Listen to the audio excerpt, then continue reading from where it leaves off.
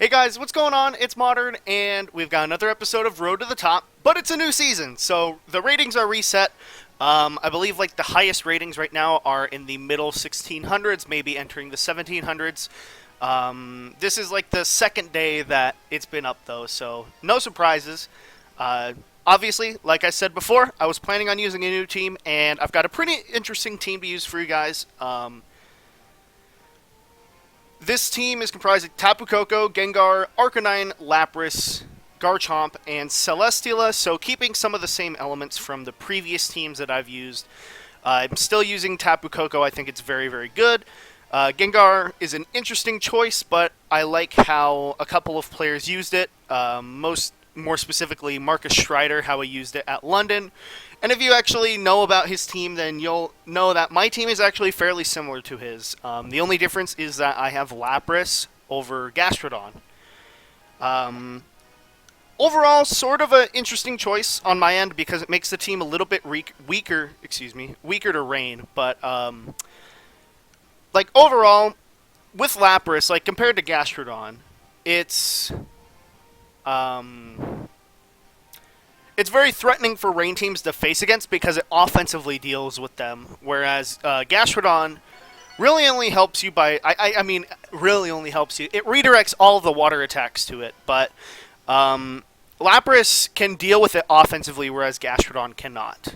And that's also something that it has in common with, or that Gastrodon has in common with pretty much all of the water types besides Lapras, is that they don't really deal with them offensively. They only either wall the water type attacks, or in Gastrodon's case, redirects them. So Lapras is another option. It just beats them offensively with Freeze Dry. Does 2 times super effective to the water types, and then 4 times to anything that it's like normally super effective against plus water.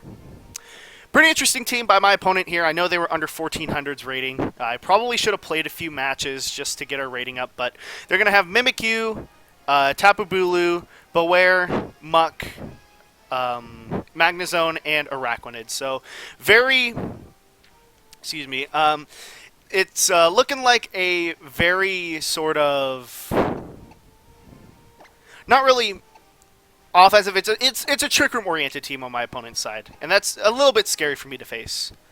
I'm going Garchomp, Celesteela, just because those two are very good against the entirety of their team. Celesteela can also KO their Mimikyu, which is pretty scary. I'll bring Lapras in the back, and oh wait.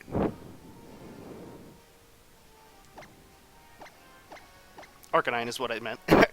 Yeah, Arcanine, because Intimidate's really good against their team. And it can also switch into Tapu Bulu.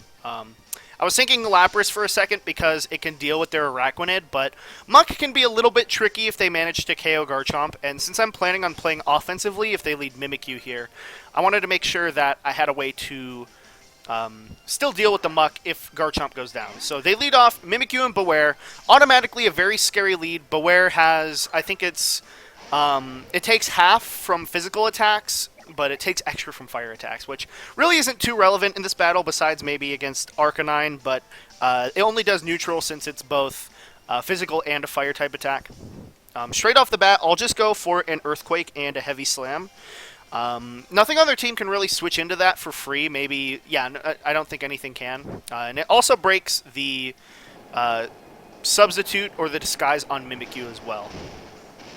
And the hope right here is that their Beware actually has a different ability, I think, because that did a lot. Mimikyu goes straight for a Play Rough, though. This shouldn't knock out unless they're like Life Orb or something, so pretty good for me. And I just realized I'm not, okay, I was going to say, for a second, like, if they're Focus Sash or something, if I had Rough Skin, that would have helped a lot there, but that's fine. Celesteela is going to get an attack boost right here, so that's pretty good. Beware goes for a Superpower into Garchomp, or into Celesteela, never mind. That does a lot of damage, but I'm fine. I'm at half, but I'm also faster than like their entire team, so it really doesn't make that much of a difference for me. Now, Beware is still very scary to face here. Both of my Pokemon are at half health, and given that their team, even though they're slow, most of their team is very offensive. So like this Magnezone right here, It's very offensive, and it's sort of difficult for me to take out because, like, in this position, they could easily switch in a Tapu Bulu on the other side. What I think I can do here, though, is just go for an Earthquake and a Heavy Slam into Beware. Now I could go for a Z move into the Magnezone just to get around Tapu Bulu switch-in.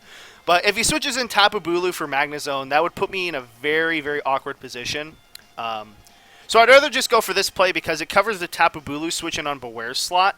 And their defense is actually lowered because of Superpower. So Earthquake and Heavy Slam are both going to do a lot of damage. Not sure if the Earthquake will pick it up, but Heavy Slam will definitely pick it up. And another attack boost is always good. So they actually go down. Oh, it's a critical hit. I was going to say, that probably shouldn't have KO'd normally. And Heavy Slam, because Celesteela is at +1, will actually do a lot of damage in this position now. Alright, and their last Pokemon's Muck, so I'm actually in a very good position. I don't know why my opponent didn't bring Tapu Bulu to this match, but yeah, like, that was a really bad choice on their side, in my opinion. And I believe I can just go for an Earthquake and a Flamethrower into Magnezone. Because Magnezone just protected, so I don't really have a reason to not go for this. And I'm also not going for the Z move, because if they try to go for a double protect, or, like,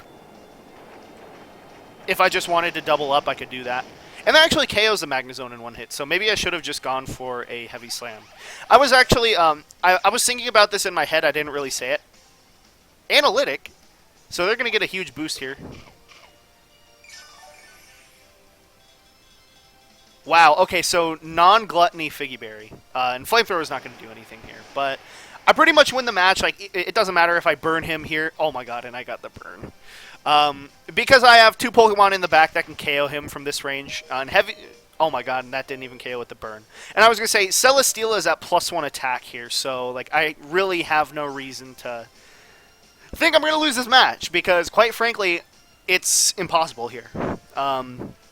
Yeah, and I can just protect Heavy Slam, go for the BM4-0, Garchomp and Celesteela.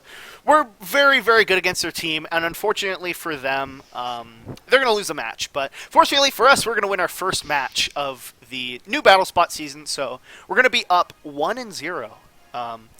Like I said, I probably should have played a few matches before this, because this really isn't as competitive as it should be. But, like, it doesn't really matter. If anything, if I went and played those, it'd probably stop me from putting out a video today, which is the main reason why I decided to just go ahead and record these matches here. So 15-15 rating. We didn't actually gain that much from that. So yeah, that was definitely an interesting match. I knew straight off the bat that Garchomp Celesteela was a good lead against them. They didn't have a good way to knock out Garchomp on my side, barring maybe like a Z move on Araquanid, or maybe if they had like Life Orb, Play Rough, or Z move Twinkle Tackle on their Mimikyu. And I knew that I could just Earthquake and Heavy Slam almost guaranteed that first turn. Alright, going to be playing against Alexander, Gudra, Gyarados, Porygon 2, Metagross, Tapu Lele, and Nihilego. So their team is pretty weak to Garchomp, which is good for me. Now, Tapu Koko's pretty interesting on my team because it has a couple of quirks that a lot of people might not expect, but it's pretty interesting. I'm using Thunderbolt, Dazzling Gleam, Nature's Madness, Protect with Ferium Z, and my Tapu Koko's actually very bulky, so pretty much that allows me to put myself in positions where I can go for a Nature's Madness plus like just an attack or maybe a Z move and give myself a lot of momentum. I could also potentially lead off with Gengar and then something that can like deal with the rest of their team.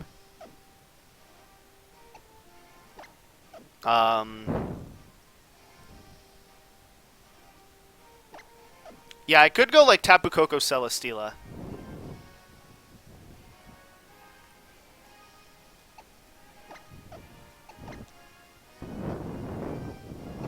No, I'm going to go Gengar Celesteela, Tapu Koko, and Garchomp. Yeah. Selected! Thank you. Okay.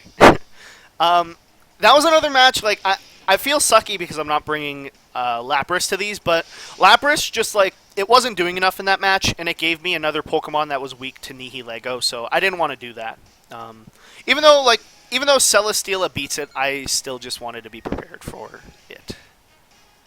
Alright, and they go Metagross, Tapu Lele, so they actually led probably the weakest lead against this lead from my side. Gengar is very good against Tapu Lele. It can actually one-shot it with Sludge Bomb unless it's either really bulky, and by bulky I mean like they need max HP and a lot of special defense.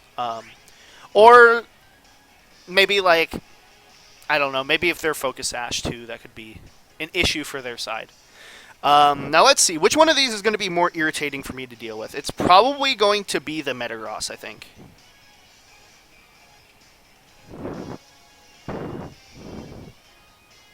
Yeah, so anticipating that, I'm just going to double into Metagross. Because I think, if anything, they'll either double protect... Oh my god, and they switched out Metagross. I was going to say, they're either going to double protect or... double switch, maybe? Are they going to double switch? They don't double switch. Okay, and they go for Substitute on Lele. Pretty interesting play, I guess. I don't really understand it, but...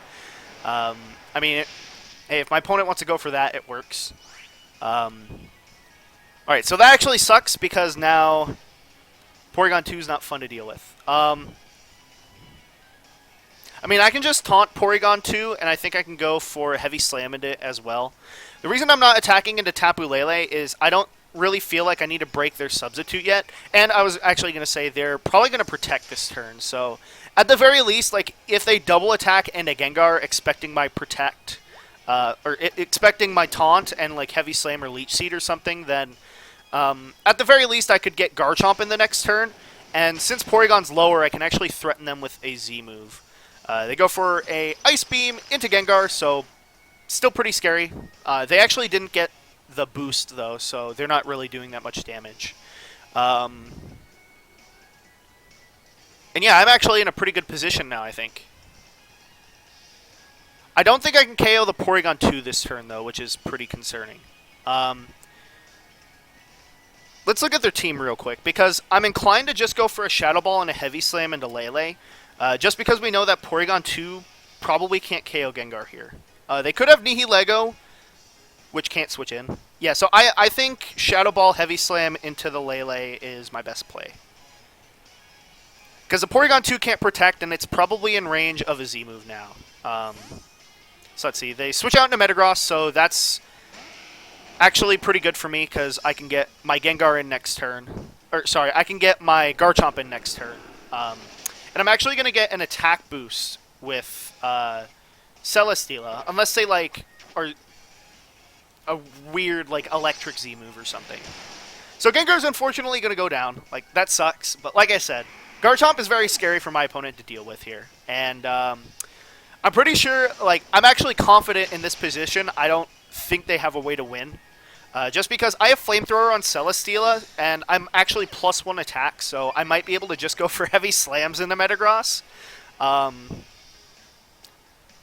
Yeah, and as I said before, I can actually just go for a Z move into Porygon if I want to predict that. Like, if they have weakness policy or something. And they actually have Nihilego in the back, so that's still pretty scary to deal with. At the very least, okay, so my Garchomp is bulky enough to survive some attacks. Now, I know that I survive a Hidden Power Ice here almost guaranteed. If they're Life Orb, it means that Nihilego goes down. So this'll actually be an interesting play right here, I think. Because they can't Bullet Punch me with Metagross or anything. So I think I'm going to Z-move into Metagross and go for Heavy Slam into Nihilego. This is because if they are Life Orb and they get the KO, or if there's some... What Z-move are they? Oh, I'm faster than Nihilego. They're probably going for a Trick Room with Nihilego. That's interesting.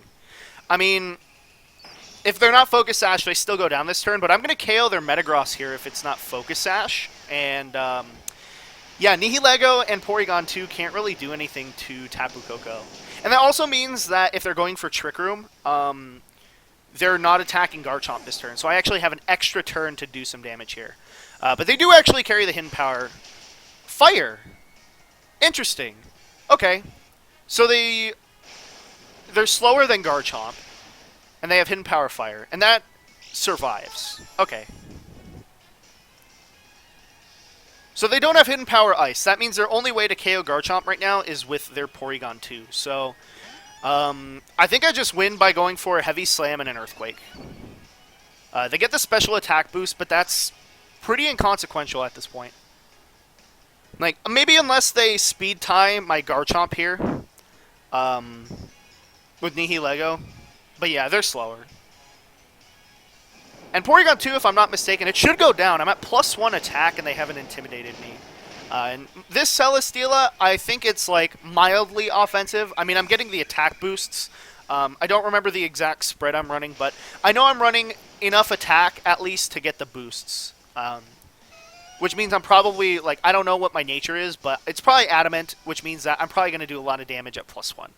So yeah, we're actually going to win both battles for today. I'm just going to leave this episode as a short episode. I don't want to turn this into, like, the last episode where I had, like, 2 very good first games and then, like, a disappointing last game. I know that's not super fun to watch, and on my side, it's not fun to end on a loss. But yeah, I'm just going to end it on the win. Let's put it that way. So yeah, this is the team that I'm going to be using for the next probably 5 to 10 episodes. Just like I said at the beginning of the series, that was my plan, is I would do 5 to 10 episodes with most of my teams. Maybe 15 if it's a team that I really, really like, or if I do well at an event with a team. Like if I top cut a regional or something, I might use it a little bit longer just because there's that break between regionals, and I probably like the team I'm using. But yeah, that's going to be the end of the episode, guys. If you enjoyed this episode, or if you have some feedback you want to leave, please go and leave a like and give me a comment in the comments. And if you want to keep up with my content as we head towards the future, make sure to check out my social media and hit subscribe. I'm ModernGamer. Thanks for watching, guys.